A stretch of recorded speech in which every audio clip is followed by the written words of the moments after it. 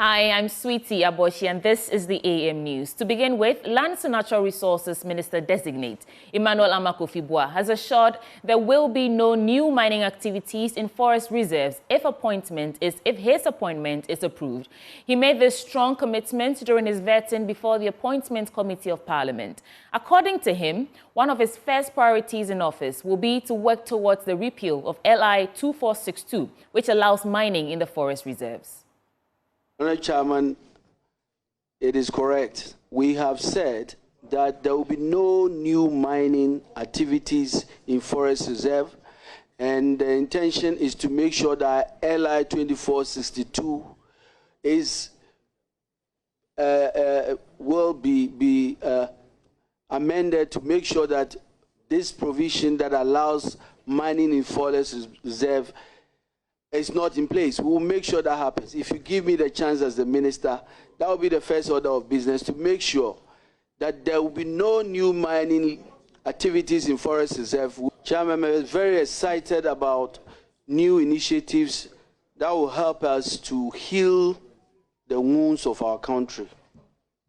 Our country is bleeding. Our forest, that is really at the heart and soul of our survivor, has been completely devastated, damaged. And don't take my words for it. This is what the NDC intends to do. We are bringing 3 great initiatives: the Blue Water Initiative, which seeks to heal and harness the environment by turning areas degraded by illegal mining into hubs of economic and ecological recovery. That's what we are going to do. He also vowed to take decisive action against anyone who flouts the law by engaging in illegal mining. We are going to stand together with the people of Ghana to fight illegal mining. It doesn't matter your status, it doesn't matter your political correlation. If you want to do mining, we have legal processes for getting licenses and doing mining. And this is the good news, Chairman. We have seen why we are where we are. We are where we are because, in my view, a lot of the attempts at addressing some of the issues failed because of some of the points I'm bringing. I come from a mining district. And so I can tell you that, number one of the interventions we are going to do is to change the approach. One will be community engagement in a different way. We are going to start a very genuine and transparent approach by first making sure that the people in the areas where mining occurs understand that the destiny of their area is in their hands. The river bodies, the forests, they are the leaders of these areas, and we are going to give them that respect and empower them, working with them to give them the support.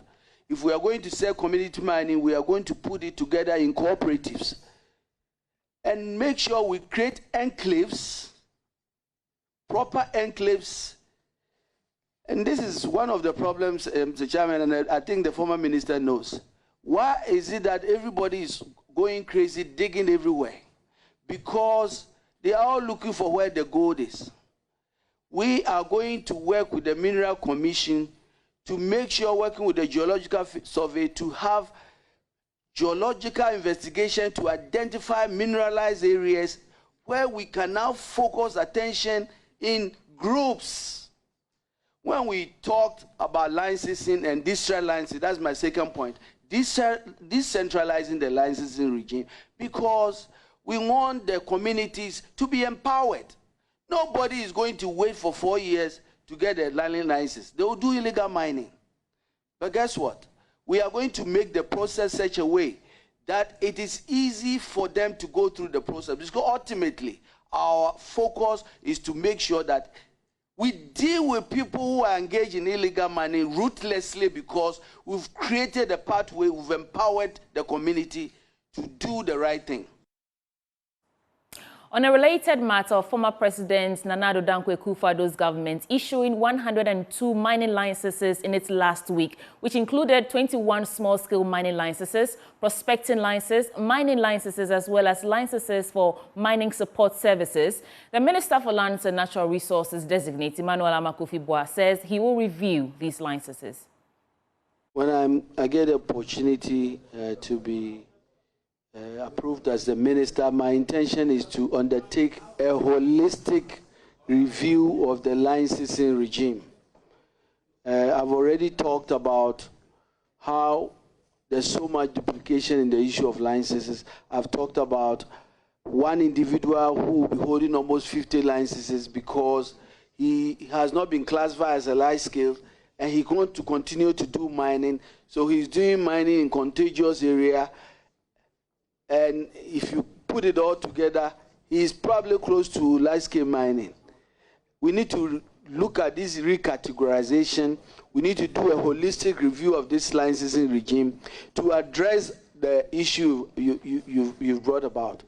I think that part of the problems we've had, as you have described, in terms of what we see in the pollution of our water bodies and destruction of our environment, has to do with some of the illegalities, not only perpetrated by the illegal miners, but even people with small-scale mining licenses.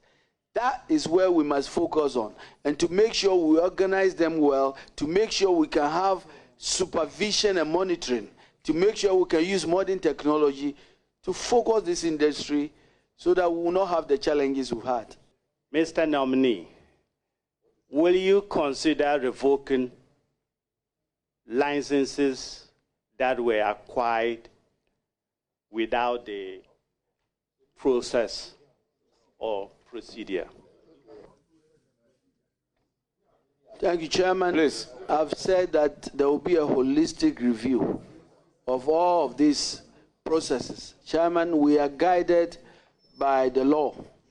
And what I would do as minister is to make sure that the right things were done according to the law. And so we will make sure that that is done. Thank you very much. Now, the Minister for Food and Agriculture, Agric Min, has warned his staff against any attempts to sabotage his work. The minister gave this warning during an interaction with staff as part of a 3-day tour of departments and agencies under the ministry. James Aveji was on the tour with the minister and filed this report. The Minister for Food and Agriculture, Agric Min, 4 days into his term in office, has begun a tour of the various directorates under his ministry. I came here principally to introduce myself to you as part of the team and to also listen to you, appreciate some of the challenges you're facing here, and then put our shoulders to the wheel to ensure that we address some of these challenges and then take off immediately. As part of the interactions with the minister, the staff used the opportunity to outline a number of challenges confronting them in their line of duty. We used to have a very large tract of land.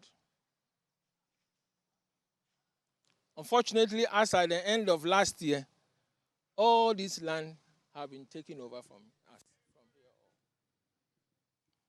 We are currently restricted to this portion that we have our buildings and things all. Unfortunately, for so many years, we've been having challenges with budgetary allocations as far as SRID is concerned. And we have not been working as we should. This is how the minister intends to resolve all of these challenges, especially the issue of land grabbing. In fact, with respect to the land encroachment, I want the Minister for Lands and Natural Resources to be approved and sworn in. I will engage him because you know that power to protect the land is vested in the Ministry of Lands. And so when I engage the minister, we'll look at how we can put an end to this. First, if those developers do not have title to the lands on which they are developing, then we have to apply the law. One key issue that runs through the conversation on the day has been the warning against any staff who would want to sabotage his work as a minister. The politics is over. You may belong to a Chichidie party or Kotre party. At the end of the day, we are talking about Ghana and how to govern our country. So let's all hang our political jackets, mobilize all that we have, and then ensure that we succeed, because this is the only country we have. If you are still in the political mood and you think that everything is politics, then you are an obstacle. An obstacle must be cleared to allow free flow of development. It's also promising to work hard to cut down on importation of agric produce, especially onion and tomatoes from our neighboring countries. It is unfortunate and unacceptable that a country like Ghana, with all the agricultural endowments that we have, we are still importing onion. We are importing pepper. We are importing tomato from Burkina Faso. Every peso that is expended on the importation of these items create jobs in those countries. And so if you want jobs for our children, if you want jobs for our grandchildren, for our siblings, our neighbors, our relatives, what we must do is to produce more here so that that money will stay here and create the jobs for our people. The 3-day working tour, which is expected to come to an end on Wednesday, would inform the minister on what more decisions to take in order to reform the agric sector as promised by the NDC government. From the ministry here in Accra, I'm James Savage reporting for Joy News. Moving on, President John Dramani Mahama has warned that the African Union's over-reliance on foreign partners compromises its independence and its ability to set its own agenda. He is calling on the African Union to expedite efforts towards achieving financial independence. Speaking at a high-level retreat on African Union institutional reforms held at Kenya's State House in Nairobi, President Mahama stressed the need for the AU to, among others, also focus on conflict resolution and counter-terrorism. He noted that peace is essential for development and urged the Union to intensify mediation efforts across the continent.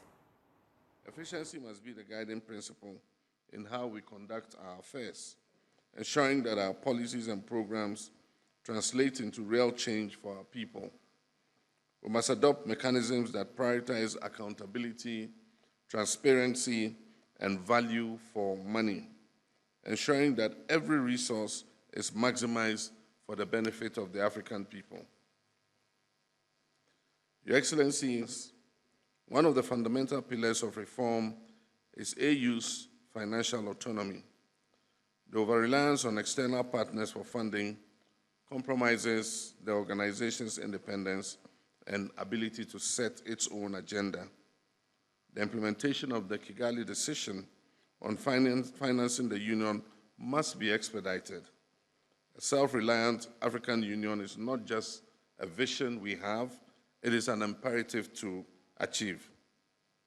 In other stories, former Vice President Dr. Mamudu Bawumia has underscored the power of the people as an important pillar of democracy, which must be respected for democracy to thrive.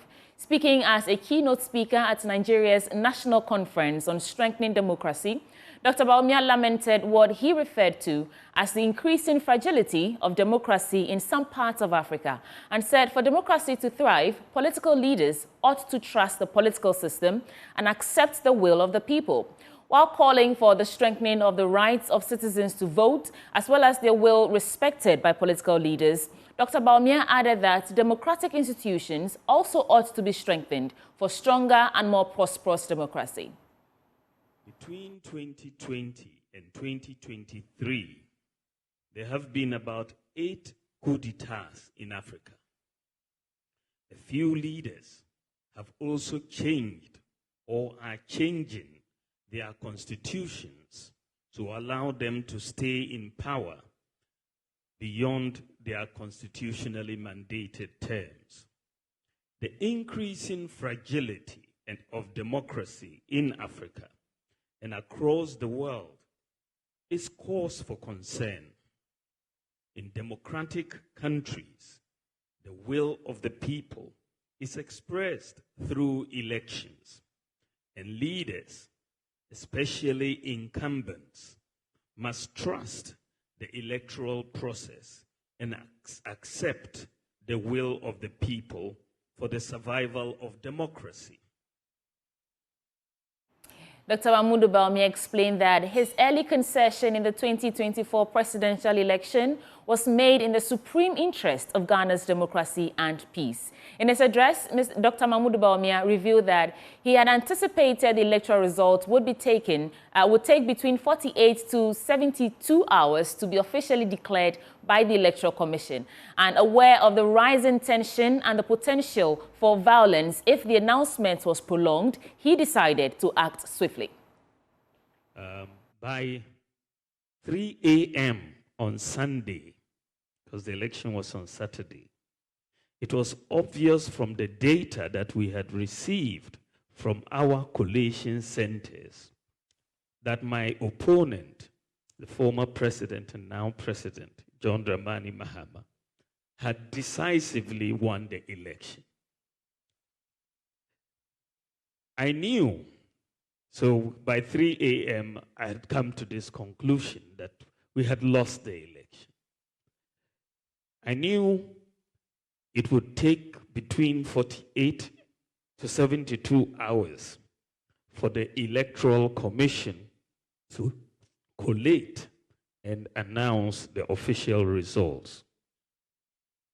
I was very cognizant of the tension and the potential violence that could result if there was a long, drawn-out process of announcing the results.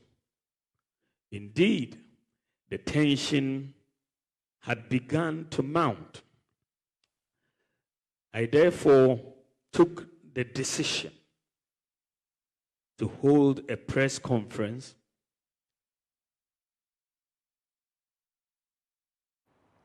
In other stories, at least 20 children living with cerebral palsy in the Ashanti region, together with their families, are anxious for respite after being evacuated from a facility they've always known to be home.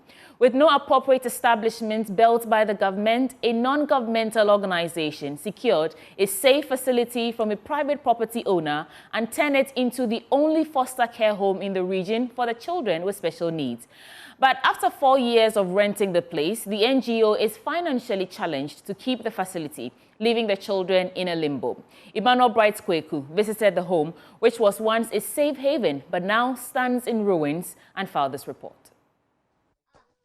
Solomon Evans sits distraught in the porch of a place he once called home, anxious of where next to lay his head.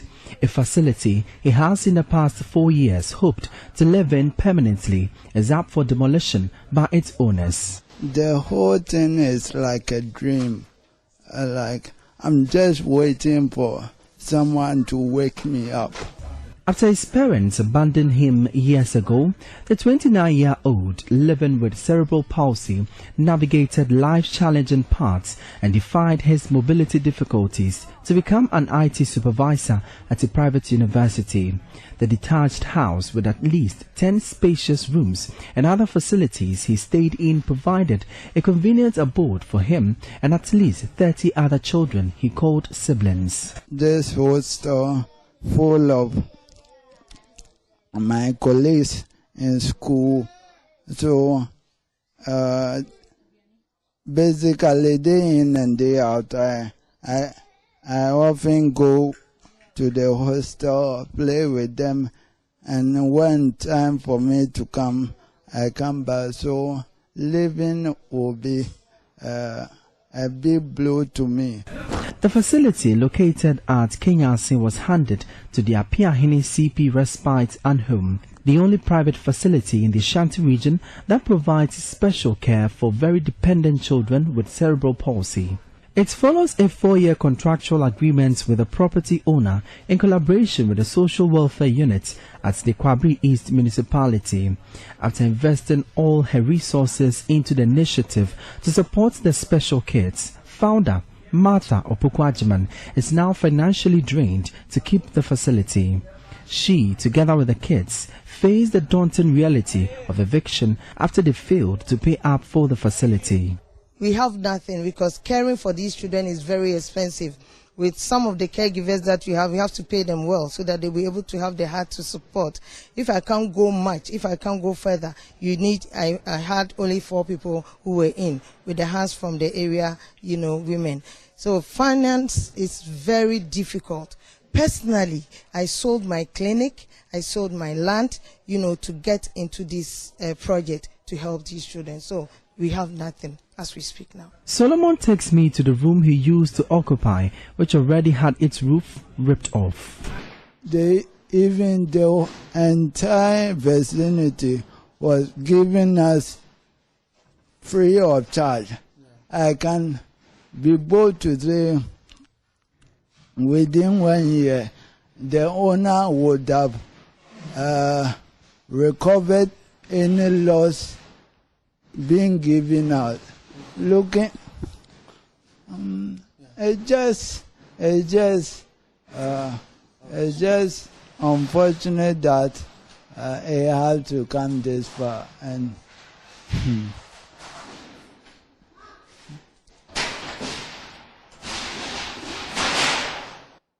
the special home brought relief to parents and guardians of these children.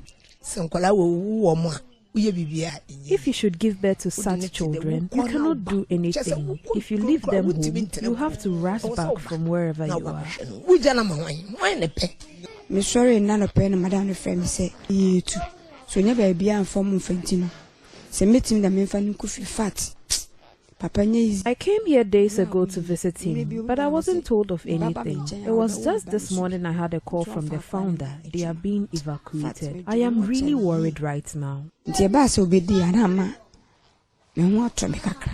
Speech therapist at the facility, Emilia Ashiagbo, explains the situation could impact their care for the differently abled children. Use articulators.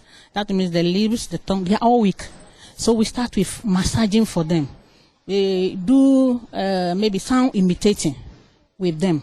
Maybe we do speech, a little speech identification of items. It means they can't forget. Speech is a consistent therapy. So it means we are going to break and they might forget some of the things we have taught them. So it means we have to go back. Catering to the needs of children with cerebral palsy requires technical expertise and patience, but with no suitable establishment by the government to contain the special kids, the place was a sanctuary for them. Stephen Edujemfi is a social welfare director at Kwabri East.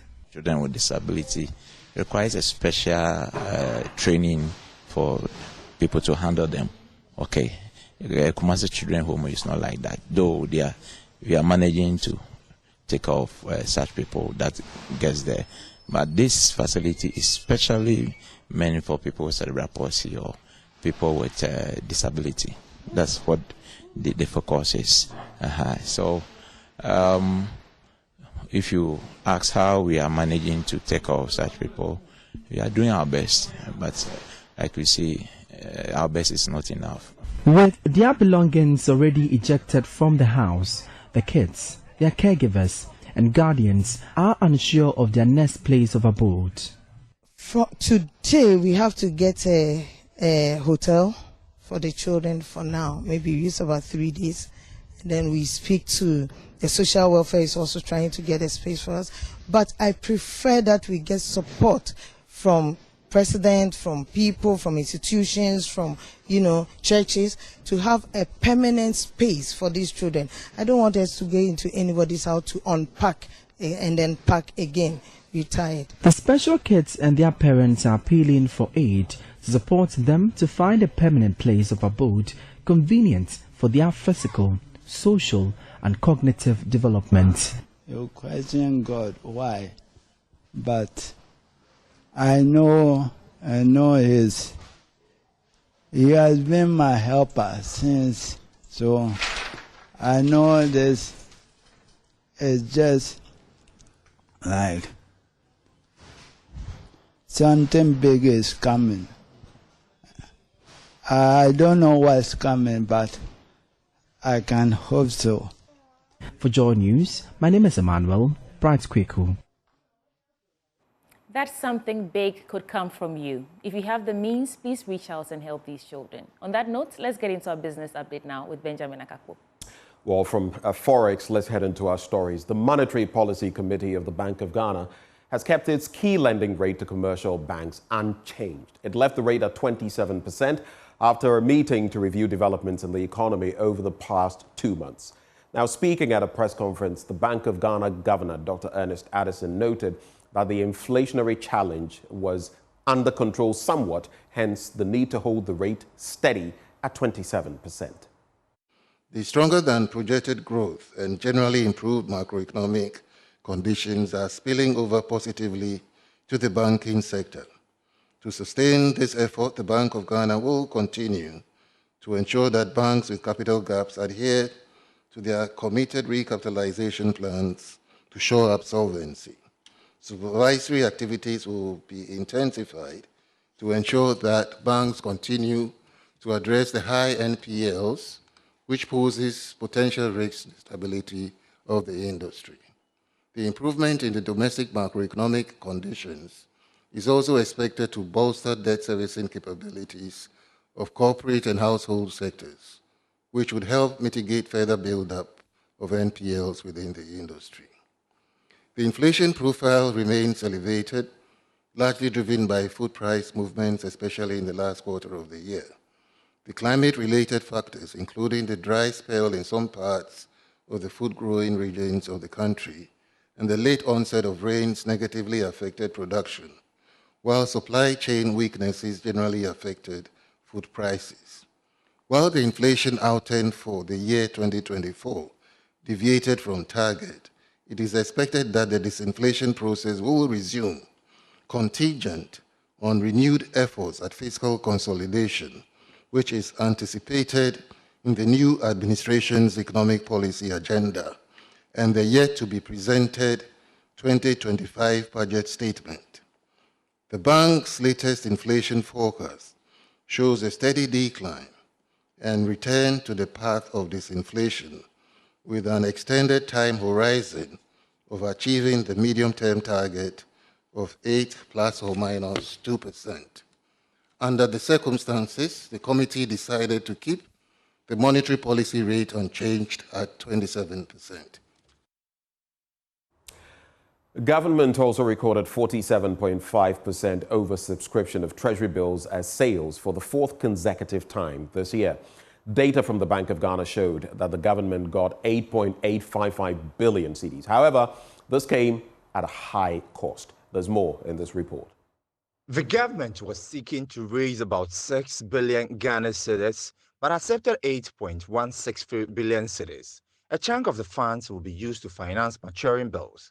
About 4.896 billion came from the 91-day bill, representing 56.30% of total bids submitted. However, 4.479 billion cedis were accepted. The 182-day bill also witnessed bids worth 1.758 billion cedis tendered. About 1.756 billion cedis were accepted.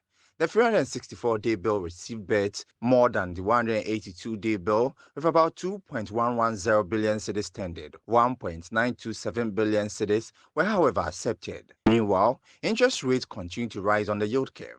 The yield on the 91-day bill shot up by 10 basis points to 28.51%. That of the 182-day bill also increased to 29.77% from the earlier 28.97%. The rate on the 364-day bill also increased by 23 basis points to 30.40%.